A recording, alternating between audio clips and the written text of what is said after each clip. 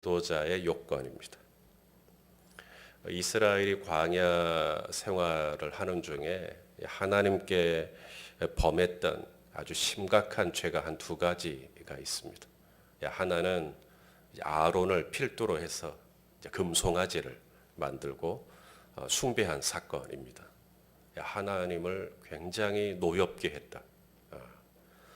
그 다음에 또 하나가 이제 오늘 본문 이 가데스 바네아, 이 바란 광야 안에 있는 이 가데스 바네아에서 이제 정탐꾼을 보냈는데 12명을 보냈는데 그 중에 10명이 이제 안 되겠다, 부정적인 보고를 한 거고, 이제 오직 2명 여호수아와 갈렙만 된다, 이제 그랬던 건데, 이로 인하여서 이스라엘이 하나님을 원망하게 되고 모세를 돌로 쳐서 죽이려고 그러고, 그래서 하나님께서 진노하셔서 너희는 다시 돌아가야 되겠다. 그래서 광야 생활 38년을 더 하게 되는, 그래서 이 광야 생활 중에 가장 하나님께 범했던 여러 가지 시시로 때때로 원망도 하고 불평도 했었지만 가장 심각한 죄 두 가지를 꼽으라면 바로 이겁니다. 자, 그렇다면 오늘 이 본문은 보통 사건이 아니라는 건 이제 알겠고, 이거 꽤 심각한 사건인 건데 어떻게 진행이 된 건지 좀 보겠습니다. 자, 1절에서 보시면 하나님께서 모세에게 명령을 하십니다. 자, 1절을 읽어봅시다. 시작. 여호와께서 모세에게 말씀하여 이르시되. 그러니까 이 가나안 땅에 12명의 정탐꾼을 보내는 것은 하나님의 아이디어처럼 보입니다. 하나님께서 모세에게 시켜가지고 각 지파에 수령 한 명씩, 수령이라는 말은 지휘관, 리더를 말합니다. 그래서 이것이 하나님의 생각이고 하나님의 아이디어로 보입니다. 민수기에서는 그래요. 신명기는 좀 달라요. 신명기 1장 22절을 좀 볼까요? 신명기 1장 22절 시작. 너희가 다 내 앞으로 나와 말하기를 우리가 사람을 우리보다 먼저 보내어 우리를 위하여 그 땅을 정탐하고 어느 길로 올라가야 할 것과 어느 성읍으로 들어가야 할 것을 우리에게 알리게 하자 하기에. 자, 신명기에 보면 이 정탐꾼을 보내자는 이 아이디어가 누구에게서 나오는 겁니까? 네, 이스라엘 백성들이 모세에게 건의를 한 겁니다. 너희가 다 내 앞으로 나와서 우리가 사람을 좀 보내자고 하지 않았냐, 이렇게 이야기를 합니다. 민수기에서는 하나님이 모세에게 명령을 한 거로 나오고, 신명기에서는 너희가 다 내게로 와서 보내자 그랬다. 그러면 민수기하고 신명기하고 왜 이렇게 달라요? 이게 굉장히 중요한 거잖아요. 이게 사람으로부터 온 아이디어냐 하나님으로부터 온 아이디어냐, 이건 굉장히 중요한 부분인데 이게 달라버려요. 민수기에서는 하나님께서 모세에게 명령하시고, 또 신명기에서는 너희가 다 내 앞으로 와서 우리가 사람을 보내자고 했다. 어느 게 맞느냐? 신명기가 맞습니다. 왜냐하면 신명기는 회고록이에요. 이스라엘 백성들이 40년 광야 다 마치고 가나안 들어가기 직전에 모세가 과거를 쭉 회상하면서 쓴 글입니다. 그러니까 신명기가 정확하죠. 과거에 회고하면서 쓴 글이니까요. 그때 너희가 다 내게로 와서 이 땅을 정탐하자고 했었지. 그리고 너희가 이렇게 부정적으로 말했지. 그래서 하나님이 우리를 38년 동안 더 광야에 있게 했지. 이런 얘기를 쭉 하는 거예요. 그럼 민수기는 뭘까요? 하나님이 말씀하셨다며요, 모세에게. 바로 백성들이 제안을 하고 하나님이 그것을 허용하시는 겁니다. 그래서 하나님께서 허락을 하셔서 그래, 그럼 모세야 하면서 하나님이 모세에게 말씀하시는 겁니다. 내가 이 백성들의 제안을 받아들인다. 자, 신명기 1장 23절 말씀. 내가 그 말을 좋게 여겨, 이렇게 말합니다. 내가 그 말을 좋게. 이게 모세예요, 모세. 모세가 이스라엘 백성들이 우리 정탐하러 좀 보내줘. 그러니까 모세가 내가 그 말을 좋게 여겨. 그래서 하나님께서 그래라 라고 허락을 하시는 거예요. 그래, 그럼 너희 중에 각 지파마다 한 사람씩 지휘관을 뽑아가지고 그들로 하여금 내가 너희에게 주리라 약속한 땅으로 한번 가서 정탐을 해라. 여기서 주목할 게 2절입니다. 오늘 본문의 2절. 자, 오늘 본문의 2절로 돌아가서 시작. 사람을 보내어 내가 이스라엘 자손에게 주는 가나안 땅을 정탐하게 하되 그들의 조상의 가문 각 지파 중에서 지휘관 된 자 한 사람씩 보내라. 자, 이제 이 12명의 정탐꾼이 정탐을 하게 될 땅은 어떤 땅입니까? 노. 가나안 땅 앞에 어떤 수식어가 붙었어요? 내가 너희에게 주는 가나안 땅. 이게 중요해요. 이미 하나님의 결정은 끝났어. 나는 이 땅을 너희에게 주기로 했다 이거예요. 내가 너희에게 주는, 내가 이스라엘 자손에게 주는 가나안 땅. 그냥 사람을 보내서 가나안 땅을 정탐하게 하되 이렇게 말하지 않고 가나안 땅 앞에 하나님의 설명을 붙이죠. 내가 너희에게 주는 가나안 땅을 정탐하게 해라. 이거 굉장히 중요한 것입니다. 이미 하나님은 주기로 결정하셨어요. 언제부터? 아브라함 때부터. 400년 전에 하나님은 이미 그 땅을 이스라엘 백성들에게 주겠다고 약속을 하셨고 내가 너희에게 주마고 한 그 땅을 한번 봐봐라. 그 땅을 한번 봐봐라. 자, 그런데 그들이 다녀와서 뭐라 그랬는가? 이제 안 되겠다는 거죠. 민수기 31장 32절, 33절. 자, 우리 민수기 11장 32절, 33절입니다. 읽어보죠. 시작. 이스라엘 자손 앞에서 그 정탐한 땅을 악평하여 이르되 우리가 두루 다니며 정탐한 땅은 그 거주민을 삼키는 땅이요 거기서 본 모든 백성은 신장이 장대한 자들이며 거기서 네피림 후손인 아낙 자손의 거인들을 보았나니 우리는 스스로 보기에도 메뚜기 같으니 그들이 보기에도 그와 같았을 것이니라. 여러분, 이 정탐꾼들은 그냥 그런 사람들이 아니라 그랬어요. 각 지파, 각 가문, 각 종족 중에서 가장 뛰어난 자들입니다. 각 지파의 수령이라 그랬거든요. 각 지파의 우두머리라 이 말입니다. 지도자 중에 지도자입니다. 그들의 말 한마디가 얼마나 중요합니까? 여러분, 지도자라는 자리가 왜 중요한가? 지도자는 영향력을 가지고 있기 때문에 지도자인 거예요. 존 맥스웰이 한 말이 뭐냐면 리더십이란, 지도력이란 영향력이다 그랬습니다. 지위가 리더십이 아니고요. 영향력이요. 저의 지위는 담임 목사입니다. 근데 제가 아무런 영향력이 없는 거예요.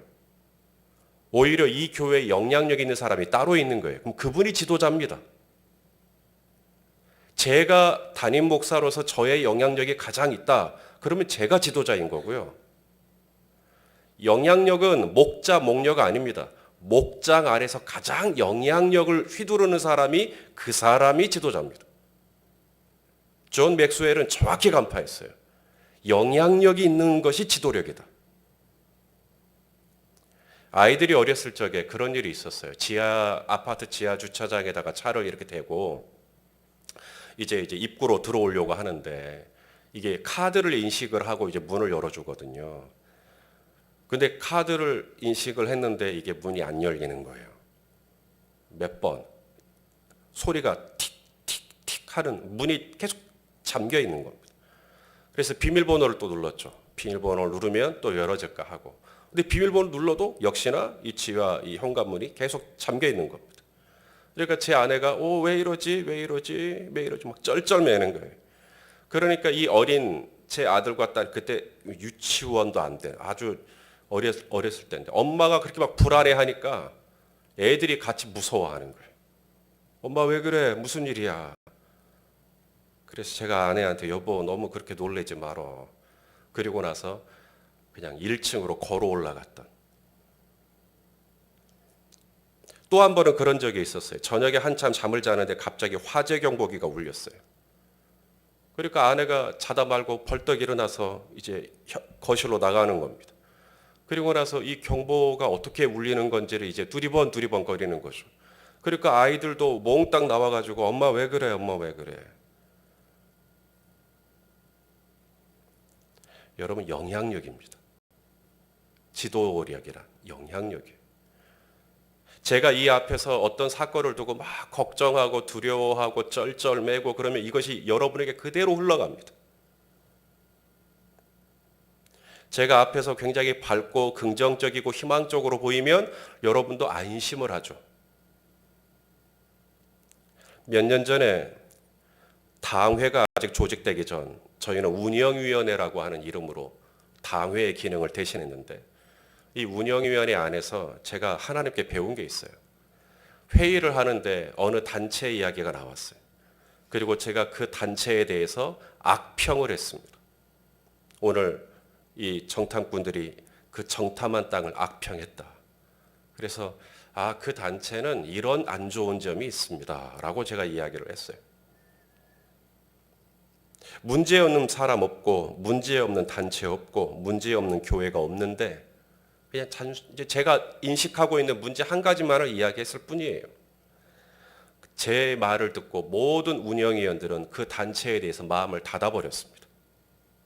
저는 문제의 일부를 지적했을 뿐이지만 이것이 누군가에게 흘러갈 때는 그 단체를 전체를 평가하는 것이 돼버려요. 그때 제가 배운 게 리더로서 정말 입 조심해야 되는구나. 제가 함부로 어느 개인에 대해서 아니면 어느 단체에 대해서 함부로 이야기를 하면 안 되겠구나. 여러분 지도자가 가지고 있는 영향력이라는 게 있어요. 이스라엘 각 지파에서 딱 한 명씩 여러분 그들이 보통 리더였겠어요? 얼마나 생각하고 그 리더를 뽑았겠어요?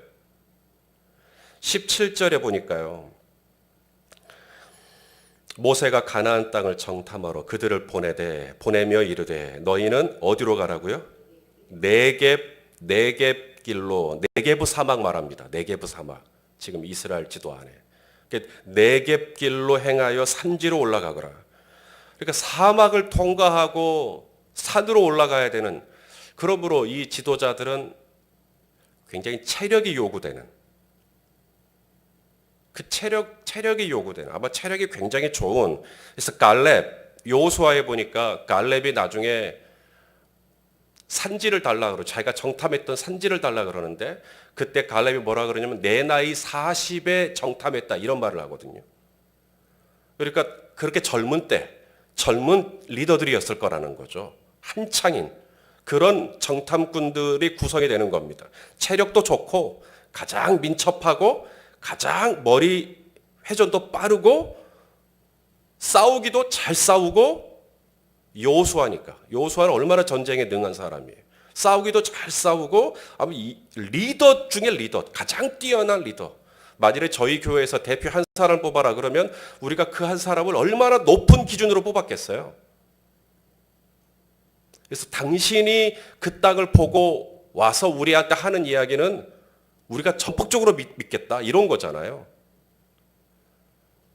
그러니 이 지도자들이 이 지휘관들이 가지고 있는 이 말의 무게 이들이 뭔가를 보고 와서 평가하는 말의 무게 블로그에다가 카페에다가 제가 그 영화 봤는데 영화 못 쓰겠습니다. 영화 재미 하나도 없습니다. 그 말의 무게 제가 어느 식당에 갔는데 맛이 한 태기도 없습니다. 그 말의 무게 갔다 와가지고 정탐하고 나서 가나안 땅을 악평하면서 뭐라 그래요? 우리 안 되겠다고. 그 지휘관들이 가지고 있는 말의 무게. 신체적인 조건만 봤을까요? 똑똑한 것만 봤을까요? 저는 이스라엘 백성들이 신앙도 봤을 거라고 생각해요. 지도자를 뽑을 때. 믿음도 아마 있는 사람들. 믿음 없는 사람들이 아니라 믿음 있는 사람들. 왜냐하면 4절부터 보면 이름들이 나오죠. 그 이름들이 다 신앙적인 이름이에요. 자, 시므온 5절에 시므온 지파 호리의 아들 사밧. 이 사밧이란 이름의 뜻은 하나님이 심판하신다. 유다 갈렙 충성스럽다. 이사갈의 이갈 하나님이 구원하신다. 에브라임의 호세아 하나님이 구원하신다. 베냐민 발디 나의 피난처시다. 문하세 갓디, 하나님은 나의 행복이시다. 이름도 다 좋죠. 믿음 있어 보인다니까요. 믿음 있어 보여요. 왜냐하면 이름들이 다들 신앙이 있어 보여요. 그래서 그들을 지휘관으로 뽑아서 보냈어요. 갔다 왔는데 저들의 보고의 내용을 들어보니까 진짜 믿음 있는 사람은 딱 두 사람. 하나님은 나의 피난처라고 했던 베냐민의 발디, 하나님이 심판하신다 했던 시므옷의 사박, 하나님은 나의 행복이시다 므낫세의 갓디, 하나님이 나를 구원해 줄 거다 이사갈의 이갈. 그들은 정작 돌아와서는 우리는 절대 그 땅 차지하지 못한다고, 우리는 그들하고 싸웠다가는 대판 망한다고, 우리는 다 죽는다고, 메뚜기라고. 우리는, 성도 여러분, 하나님께서 왜 이스라엘 백성들의 제안을 받아들이셨을까요? 우리가 그 땅을 좀 정탐하러 사람들을 좀 보내자. 모세가 그 말을 좋게 여겨 분명히 하나님께 물어봤을 거고, 그리고 민수기 11장 13장에 보니까 하나님이 그걸 허락하세요. 그래라, 보내라. 왜 하나님이 허락을 하셨을까요? 누군가는 하나님이 허락을 하신 까닭은 하나님께서 이스라엘 백성들을 시험하시기 위함이다라고 말합니다. 이들이 가나안을 직전에 두고 과연 가나안에 들어갈 만한 준비가 됐는지, 믿음이 그만큼 됐는지를 시험하시기 위해서 허용하셨다. 혹은 여전히 믿음이 없는, 불신하고 있는 이스라엘 백성들을 심판하시기 위하여 허락하셨다. 이렇게도 해석을 하시는 분들이 계십니다. 또 하나가 있어요. 그건 저의 해석인데, 2절을 보시면 내가 주는 땅, 내가 이스라엘에게 주는 땅 가나안이라고, 제가 아까도 이게 정말 중요한 거라고 그랬어요. 그러니까 내가 너희에게 주는 땅, 이 땅이 얼마나 아름다운지 하나님은 보여주고 싶었던 거죠. 그래서 아무한테나 보여주면 안 되고, 그래도 가장 용감하다고 생각하는, 가장 용기가 있다고 생각되어지는 지휘관 한 사람씩 뽑아서 그들이 내가 너희에게 주기로 약속한 이 땅이 얼마나 기름지고 얼마나 풍성하고 얼마나 아름답고 얼마나 좋은지,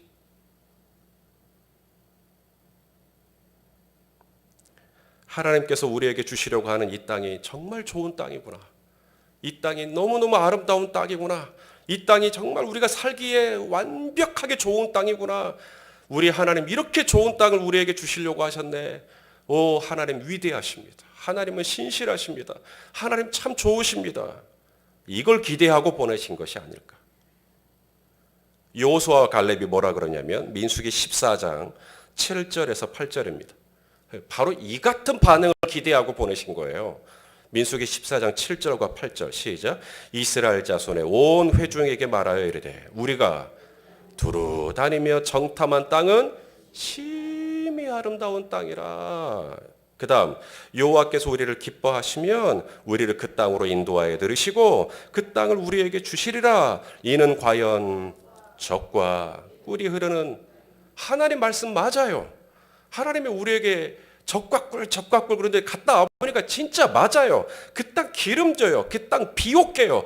사람 살기 완벽해요. 너무 좋은 땅이에요. 정탐꾼들이 다 돌아왔고 전부 다 이 얘기를 한다고 생각해 보세요. 이스라엘 백성들이 환호를 지르면서 힘이 그냥 충천하면서 바로 달려가서 가나안 땅 취하지 않았겠어요? 바로 여호수아와 갈렙. 하나님이 너희에게 줄지도 모르는 가나안 땅이 아니라 내가 이미 너희에게 주기로 작정한 땅. 400년 전부터 아브라함 때부터 이삭 때부터 야곱 때부터 요셉 때부터 끊임없이 너희에게 주기로 약속한 땅. 그 땅이 얼마나 좋으냐. 그런데 다른 지휘관들은 어땠습니까? 그들은 그냥 땅만 보고 왔네요. 땅만 보고 왔어요. 거기 사는 사람들만 보고 왔어요. 그들이 살고 있는 견고한 성만 보고 왔어요. 그들이 가지고 있는 최첨단 무기만 보고 왔어요. 여호수아와 갈렙은 하나님이 주시마한 약속을 보고 왔어요. 하나님이 적과 꿀이 흐른다 그랬는데 과연 그렇구나, 진짜 그렇구나, 하나님 말씀이 맞구나, 하나님이 진리시구나.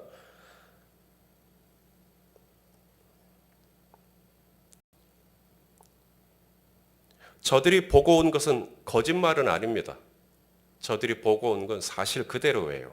정말 그 땅에 사는 사람들은 장대하고 그들이 살고 있는 서급은 견고하고 그 거짓말 아닙니다. 그런데 딱 그것만 보고 온 거예요. 그것만.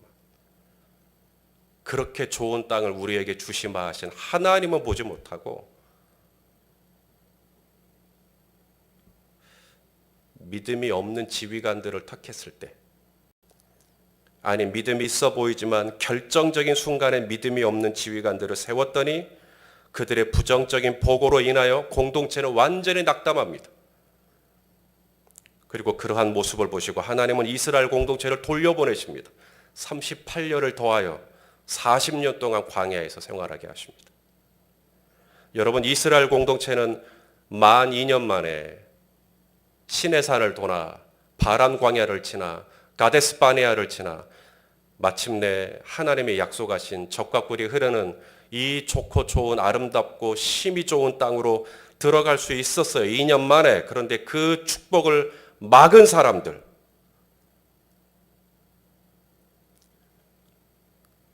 그들이 바로 10명의 지휘관들. 지휘관을 잘못 세웠더니 그 고통은 고스란히 공동체 몫이 됩니다.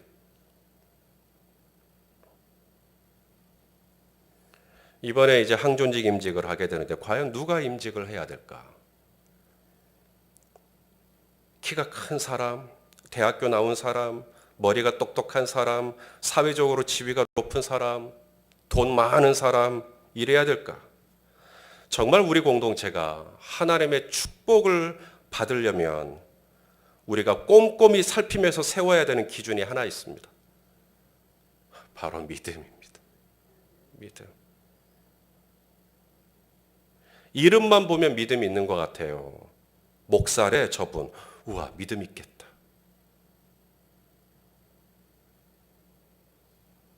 믿음이 있을 것 같은 사람 말고 진짜 믿음 있는 사람. 그럼 진짜 믿음 있는 사람과 어떻게 구별하죠? 진짜 믿음이 있는지 없는지 그들이 하는 말을 들어보면 알 수 있어요. 어떤 말이요? 해석하는 말이요. 사건이 일어났는데 그 사건을 해석하는 말을 한번 들어보세요. 믿음 있는 사람은 해석이 달라요. 똑같은 사건인데 믿음이 없는 10명의 정탐꾼은 부정적으로 악평을 합니다. 안 되겠네, 못 쓰겠네, 큰일 나겠네, 절대적으로 불가능하네. 근데 똑같은 사건인데 믿음 있는 사람은 해석이 달라요. 하나님이 우리와 함께 하시네. 하나님이 우리를 도와주시겠네. 하나님이 우리를 인도하시겠네. 똑같은 사건인데 해석이 달라요. 왜? 믿음 때문에 달라져 버립니다. 필터를 통과해서 색깔이 달라지듯이 믿음을 통과하면 말이 달라져 버려요. 여호수아와 갈렙, 저들에게 믿음의 근거는 하나님의 말씀이었어요. 우리에게 준다 하지 않았냐? 저들의 신은 떠났고 우리 하나님은 우리와 함께 하시는데 뭐가 두렵냐? 저들은 우리 밥이다. 여러분, 이 여호수아와 갈렙 같은 사람이 5명만, 아니 6명만, 아니 8명만 더 있었어도 얼마나 좋았을까요? 잘 아는 말씀, 오직 나의 의인은 무엇으로 말미암아 산다고요? 믿음. 히브리서 10장 38절 같이 보겠습니다. 시작. 나의 의인은 믿음으로 말미암아 살리라. 또한 뒤로 물러가면 믿음의 자리에서 떨어지면 이 말입니다. 뒤로 물러가면 내 마음이 기뻐하지 않는다. 하나님을 가장 근심하는 것은 내가 돈이 떨어졌을 때가 아니라, 내가 지위를 잃었을 때가 아니라, 내가 건강을 잃었을 때가 아니라, 내가 믿음 없는 말을 하고 내가 믿음 없는 행동을 할 때 하나님이 기뻐하지 않아요. 하나님을 가장 기쁘시게 해드리는 기준은 믿음입니다. 믿음. 그래서 하나님께서 지휘관들을 선택해라 라고 말할 때 그 안에는 믿음 있는 사람들을 좀 선택해라 라는 것이었는데 그걸 놓쳤죠. 오늘 이 아침에 기도할 때 우리가 정말 믿음으로 간구하고 믿음으로 하나님을 기대하고 믿음으로 하나님의 역사를 바라보면서 오늘도 기도의 자리로 나아가시기를 예수님의 이름으로 축원합니다.